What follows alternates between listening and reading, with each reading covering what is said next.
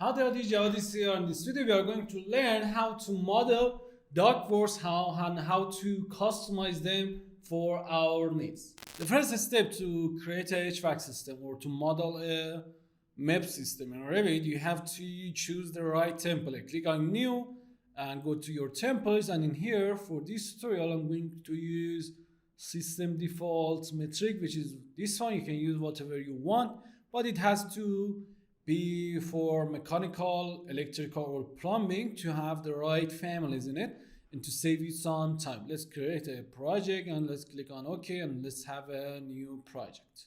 To start create our docs, we need to go to the project and we need to go to the floor plan and one mechanical in under the mechanical and HVAC sub-discipline in here. And then let's open the 3D2 to see the result at the same time. But before doing anything or any modeling in Revit, you have to know some settings to create ducts. For example, you have to go to the System tab where you find all of the MEP or MEP tools in Revit, and then we have to go to the mechanical part, and in here we have some settings and all of the settings that we can customize our duct system for it.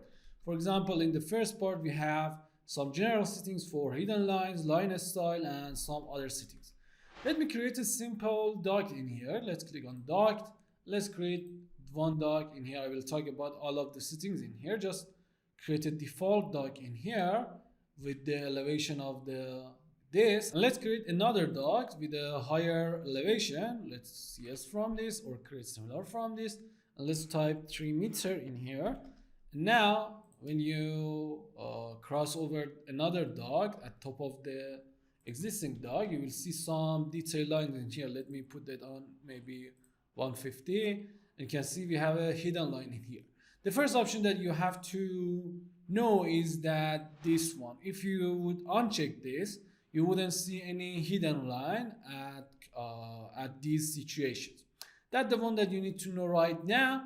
And then we have some settings for angles of the duct system that we want. For example, right now we can create ducts in any angles that we want without any limitation. But if you have some rules or anything that will make you to create ducts in certain angles, you can do that in here. Go to the mechanical setting, and in angles you can put it on specific angles, and you just can draw the ducts in a specific angles. But for now I want to create duct in any angle that I want. Then we have conversion that will set the default values for different system classification. For example, right now we have 3 kind of ducts in our Revit project: supply air, return, and exhaust air, and each of them has some default types and default elevation. For example, it can save you some time with customizing them in here, and also you can go to any shape of duct that you want to create, for example rectangular, oval, and round, and you can specify the sizes that you want to create these ducts in. For example, you can remove some sizes that you don't want or you shouldn't use in your duct system in here. And we don't have anything to do with the calculation part, but if you want, you can change the calculation method to any calculation method that you want for your needs, which will help you in sizing section. But right now it's okay for us. Just click on OK, and now we are good to go. Now it's time to start to model our ducts. Let me delete these ones and let's click on duct again. And now it's time to create our ducts, but before that we have another part that we have to do some settings in it. The first part is that you need to specify the right type that you want to create. For example, we have them categorized by shape: oval, rectangular, and round. And then we have different types for each one, which will define the kind of elbows or kind of junction, connection or fitting that we are going to use. And that's the difference between these. Let me create these 4 types in here to see the difference. For example, let's create the first one. Let's start in here and let's give it an elbow in 90 degree. Now I will create the three other types that we have. You can see we have 4 types in here, but you can't see any difference between the first and second and this and third and fourth. What's the difference? The first difference between our types is the elbow, but we have another difference between the first one and second one, which will show itself in the junction in here. Let's create another duct in here. If you want to create another duct in here, you can select one of these ducts and you can press CS for create similar. And let's create another duct at the middle of this part, and let's create one for this part too to see the result. Now you can see most of them are same, but for the second one, if I select this one, you can see the type of it, which is metered elbow and taps. But for the second one, I want to create a duct with the second type, which is T's, the same one for the elbow wall with T's. Now let's create another one in here. You can see the difference in this connection for the junction. So the only difference between the first and 2 and the third and fourth is the difference for junction connection, which is tap for this one and T's for these ones. And you can see for the third and fourth we have round elbows. But these were our types. What about our systems? For example, you can see these dogs are in blue, which will help us to understand that they are for our supplier. But if you would select one of them, for example, and select, I press tab to select the whole line in here, and if you would change the system type, you can change it with that way. You have to select one of these dot lines and can change it to maybe return air, and you can see the line is changed that define the system type. So you can when you are creating docs, you can specify the system type before that or after that, which is essential for your calculation, for your plans, and for your future schedules. Now let's learn how we can customize these connections and junctions and all of that. Let's click on Duct again, and I want to have a supplier system in here. And before to create anything, I want to create another type for myself. So let's click on Edit Type. Let's click on Duplicate, and let's name it Test at the end. Click on OK. Now the main option is here, which is routing preference, and you can do all of the customization from here. You can see we can change the elbow family, or even you can load different families that you want. Let me make it a little bit bigger. And then we have T for our junctions. The type of it, you can select between T and tap, which we saw the difference. And then also you can change the family for your tap or for your T2. But again, we have another thing which is crossed. Let me show you which what cross means in our docs. For example, let's select one of these. Let's create similar from this one, and let's create a cross in here. This is the cross part that you can customize from there too. Let me select this one and let's edit it, and let's go to the edit. You can see the cross in here. We have transition too, which will be used when you have two different docs in the same line. For example, for these docs that we have, it is 300 by 300, but if we create another doc with CS, or you can select this doc and right click and click on draw doc, it will do the same thing. If we would change this to maybe a smaller number, maybe 200 by 200, and then when we create it, it will have a fitting in here which will convert this doc to this. You can change the family of it with the routing preference. For example, it is in 45 degree, I think. But if you would go to the edit type and you would change the transition family to something else, maybe 30 degree, click on OK and OK. And now when you create another doc in here, after that, for example, let's put down 300 by 300. Now let's see the difference between this fitting and this transition fitting in here. You can see we have a smoother angle for this fitting.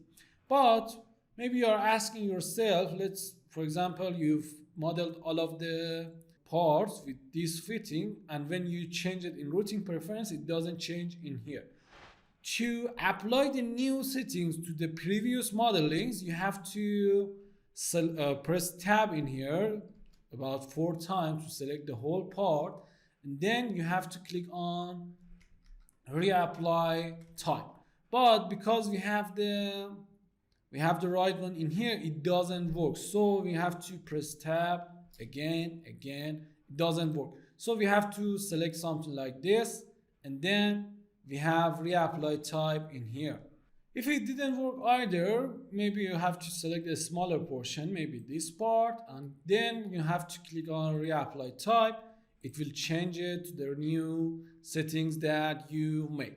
So that was for the routing preference. You have some preference that is not that useful. For example, you can specify the connection between rectangular and oval ducts and something like that. And the end option, the last but not least, is the cap, which is really essential. For example, if you have a dead end in here and you want to close it, you have to close it for your calculations.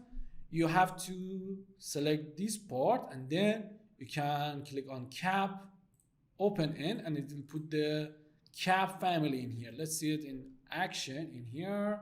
You can see we have a cap family in here, which is essential for our calculation. And you can specify or change or customize this cap family in routing preference and in cap form.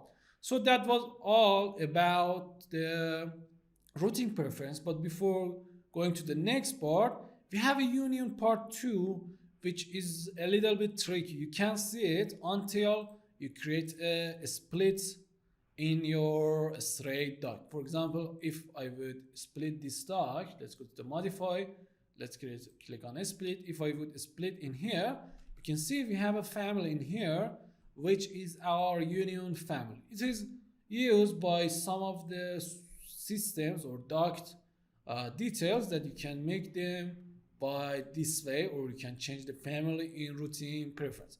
But it depends on your need, and I'm not going to go in further details for that. Now let's learn how we can understand which open ends are not capped, because it's really essential. For example, in big projects, you can't go and check each of them one by one. You can, but time consuming and it's boring. We have a settings for that to understand which ends are not capped. To know that, you need to go to the Analyze tab, and in here, click on this option in here, Show Disconnects. And now you can select the duct in here, click on OK. Now you can see the ends that are not capped. For example, let's select this one, select this one. You can see you can select multiple and you can do them together, so it's not a big deal. You can select all of these, and you can click on cap open ends, and it will put the cap, and you can see the warning is gone. If you don't want to see the warnings anymore, you just need to select on it again and uncheck the duct, and now you're good to go. So that was a little tip for you. And now let's learn how we can place air terminals and how we can connect our ducts to our air terminals. But before that, make sure to like this video and share it with your friends and colleagues to help us create more tutorials like this. And you can find all of the exercise files on our Patreon by the link in the description. Let me delete all of this, and let's go to our ceiling and let's place an air terminal in here. Click on architecture, click on system tab, and click on air terminal. You can bring any air terminal for yourself, but I'm going to use this one because it is a simple one. And now I want to place it, but you can't see it because if you would go to the 3D, it is on a wrong level, on wrong elevation. Let's put it on a higher elevation, maybe 200. And now let's go to ceiling again. Let me change the elevation of this one to 3.2 meter. And now let's go to the ceiling. We can see it 2 because we have to go to the ceiling of HVAC, not lighting. Be careful about that. Let's go to the ceiling mechanical, and now let's place our air terminal again, and let's put it on a higher number, maybe 3 meter for the sake of this tutorial. And now let's place these air terminals. You can uncheck the arrows if you want, but for now I want to have them. Let's click here and let's have one. Let's go to the duct again, and now you can change the middle elevation in here. For example, let's put the middle elevation on something higher, maybe 3.2 meter. And for the size, 300 by 300 is right for me. Now let's create a main duct in here, or maybe a bigger one. Let's put it on maybe 500 by 300. And let's create a main duct in here. And now let's create a small duct, maybe 300 by 300. For this part, let's create a branch in here. You can specify the type if you want. For example, I want to work with radius elbow and tabs. Let's create a radius elbow and tabs, and let's create another one in here. You have two ways to connect these ducts to here. For example, let me show you the first way, which is you have to bring the ducts in here and click in here. Then you have go to the 3D. You have to go in 3D. Let me delete this one. And then you have to select let me select all of these, and let's bring it a little bit upper, maybe 4 meter. Now you can select the air terminal, and then you can click on connect into, and now you can select the part that you want. This is one way, but the easiest way is to go to the plan again, to the ceiling. Because it is higher, it doesn't show it. Let's work in 3D for right now, because I'm not going to confuse you with view range right now. And let's just drag it and connect it to the air terminal like this. Now you will have the same connection. If you want to connect it with another way, which is flex ducts, you have to bring this line to here, and let me make it bigger to something like this. And now let's place a cap at the end, and now I want to connect this part with a flex duct in here. But before that, I have to create a similar for this. Let's create a small part in here. Now I want to connect this part with flex duct to this part. When you select this part and you right click on it, you have an option for create or draw flex duct in here. Click on it. Now you can create a flex duct to here. Now you will have this detail really easily, and you can do the same thing for all of the air terminals that you have in that way. But this is a little bit manual. How we can automate this? For example, let me delete these parts and let's place some air terminals. For example, maybe 8 or 10 air terminals in here. Let me select this one and let's put the elevation on 3 meter. And now let's place one in here, and now let's create some copies from this one. For example, you have this set of air terminals. Okay, that's great. Now we can select all of the air terminals without creating any ducts in here. And then we can now click on this duct option in here. You have to choose the system type and to create a duct system. Click on OK. Now we have a duct system. To select the duct system, press tab once, and now this is the duct system. Click on generate layout in here. But before that, click on generate layout, and now we have a layout in here. The blue lines are our main lines, and our green lines are our branches. Let's go to the settings in here, and for the main part or main lines, I want to put them on a maybe 4 meter. And you can change the duct type in here. Let's put it on radius elbow and tees. That's okay. And now for the branches, I want the same one, and for the offset, I want to put them on 3.5 meter, and for the main, I want to put them on 4 meter or even higher for this example, and now click on OK. You can see the difference in here. If the line was yellow, it will show you that it can make the connection for you. So that's the problem in here. So you have to see other solutions. The first solution is not going to work with us with this layout. So in here we have an option which we can change the layout, or even you can change the solution type to something like perimeter, and you can get something like this. It depends on you to get what you want for, but let's put it on network, and I want this, maybe this one. Now you can click on finish, and now I have the right one, but we have some problems in layout generation. For example, for this one, we need to, for all of these, we need to bring them up a little bit, so we can select them and we can change their elevation for ourselves to be able to create these in here.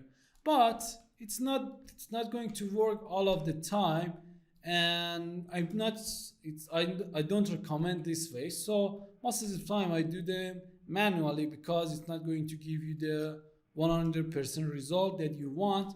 So personally, I'm not going to put more times in it, but maybe in some cases it would work for you, but I don't do it in that way. But yeah, that's okay. Now let's give you some tips about the duct model. Let's go to our one mechanical in here. In here, let me create some sections, but before that, let's create a duct in here. For example, we have a strict duct in this elevation, maybe a little bit lower, maybe 2.5 meter. Now, for example, we've started our line in here, and in here we want to bring this duct to a higher elevation. So we have to click, for example, let me create a duct in here. Now let's create a duct that which will be come here, and it will go over the duct in here, and it will continue at the same elevation. How we can create it? Let's create a duct in here. Click about around here, and now before doing the next click, put the elevation on something higher, maybe 3 meter. And now click again in here, and now let's put it on 2.5 again, and let's create the next part. Now if you would go to section, let's create a section in here to see the results. It is better to work in sections for our ducts, and let's put the detail level on fine and shade. You can see the results. You can select them and you can bring the space to a lower number, but for our start it is fine. So it's the way that you can give it height. And another part that I want to tell you is, for example, you want to create riser ducts, how we can create that. For example, let's create a duct in here, and let's click in here, and let's click in here, and in here I don't want to click anywhere because I want to create a riser duct for the end of this part. So in here, just apply a higher elevation, for example 4 meter, and without any clicks, click on apply. And now if we would go to this section, let's go to mechanical, and let's bring the section, or let's create another section in this part, and let's go to this section, and let's go to the fine and shade. You can see the results in here, and now you can do the same thing in section, and you can continue it to any elevation that you want, and you can create any branches in other floors that you need. So that's another tip that I want to give you. And the last but not least tip is how to add installation to our ducts. Let me put it on a shaded in here. To add installation to your ducts, you can select all of the ducts at the same time, or you can select this duct in here, and then we have a add installation parameter in here. Click on add installation. You can create any installation type that you want, and you can specify the thickness, and just click on OK. Let me click on it again. Now we have the installation which you can take off and you can have it in your schedule.